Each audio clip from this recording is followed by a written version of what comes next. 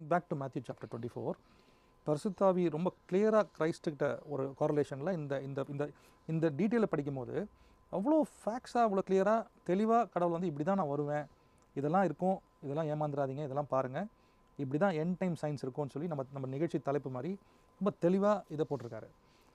இதை நம்ம டைசெக்ட் பண்ணும்போது இப்போ நம்ம எங்கே இருக்கோம், இந்த 2020 எங்கே இருக்கோம்? நம்ம 2020 எங்கே இருக்கிறோம் அப்படி பின் பாயிண்ட்டாக சொல்ல முடியாது. சரி, ஒரு என் டைமோடைய மிக முக்கியமான இடத்துல நம்ம இருக்கிறோம். எப்படி இருக்கிறோம் அப்படின்னா, ஃபஸ்ட்டு இஸ்ரவேலுங்கிற நாடு உருவாச்சு. ஸோ நமக்கு என் டைமோடைய ஸ்டார்டிங் பாயிண்ட் அது. ஏன்னா கடைசி காலத்தில் தான் அவங்க திரும்பி வருவாங்கன்னு இருக்குது. அவங்க வந்த உடனே கடைசி காலம் வந்துருச்சு. இப்போ அடுத்து அவங்களுக்கு எருசலேம் வந்துச்சு.